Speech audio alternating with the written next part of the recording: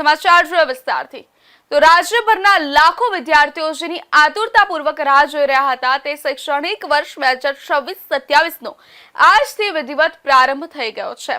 ઉનાળાના 35 દિવસના લાંબા વેકેશન બાદ આજે રાજ્યની તમામ સરકારી, અર્ધ સરકારી અને ખાનગી પ્રાથમિક માધ્યમિક શાળાઓ તેમજ કોલેજોના દ્વાર ખુલી ગયા છે। સવારથી જ રંગબેરંગી યુનિફોર્મ, ખભે દફતર અને ચહેરા પર અનોખા ઉત્સાહ સાથે બાળકો શાળા તરફ જતા નજરે પડ્યા હતા। છેલ્લા 2 મહિનાથી સુમસામ બનેલા શાળાના પરિસરો અને વર્ગખંડો ફરી એકવાર માસૂમ બાળકોના કિલ્લોલ, હાસ્ય અને ગુંજનથી જીવંત બની ઉઠ્યા છે। સુરત શહેરમાં પણ તમામ શાળાઓ ધમધમતી થઈ ગઈ છે। હાલમાં સમગ્ર રાજ્ય સહિત સુરતમાં પણ ગરમીનો પારો ઊંચો છે અને કાળઝાળ ગરમીનો માહોલ છે। વેકેશન લંબાવવા અંગે અગાઉ ચર્ચાઓ થઈ રહી હતી, પરંતુ શિક્ષણ વિભાગ તરફથી કોઈ અન્ય નવી સૂચના ન મળતા પૂર્વ નિર્ધારિત કેલેન્ડર મુજબ આજથી જ નવું સત્ર શરૂ કરી દેવાયું છે।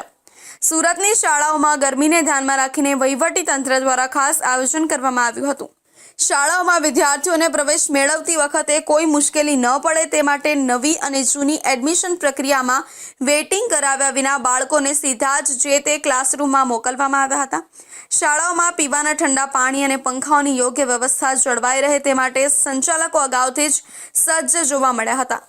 નવા શૈક્ષણિક વર્ષના પ્રથમ દિવસને યાદગાર બનાવવા માટે શાળાઓ દ્વારા અનોખી વેલકમ સેરેમનીનું આયોજન કરાયું હતું। સુરતના નાનપુરા વિસ્તારમાં આવેલી જીવન ભારતી શાળામાં સવારથી જ ઉત્સવ જેવો માહોલ હતો। શાળાના મુખ્ય દ્વાર પર શિક્ષકો અને સંચાલકો દ્વારા વિદ્યાર્થીઓનું ભારતીય સંસ્કૃતિ મુજબ કુમકુમ તિલક કરીને અને અક્ષત લગાવીને પરંપરાગત સ્વાગત કરવામાં આવ્યું હતું। નમસ્કાર, મારું નામ ભામિની રાવલ।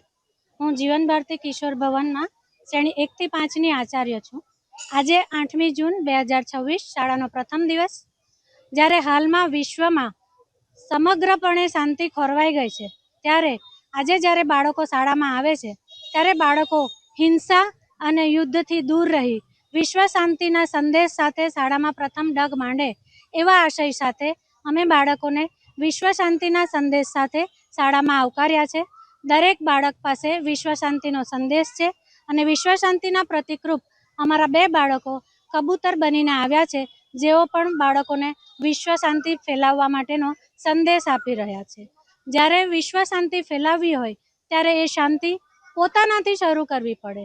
એટલા માટે આત્મચિંતન, આત્મજ્ઞાન અને ધ્યાન, સંસ્કારોનું સિંચન, આ દરેક બાબત જ્યારે બાળક પાયામાંથી શીખીને આવશે ત્યારે જ્યારે ભારતનો મોટો નાગરિક બનશે ત્યારે સમગ્ર વિશ્વમાં શાંતિના સંદેશ સાથે ભારતનું નામ સર્વોચ્ચ શિખરે લઈ જશે એવી અમને આશા છે। મિહાન વસાવા રાજેશ કુમાર। जी आप आज प्रथम दिवसे कबूतर बनीने આવ્યા છો, શું કહેશો?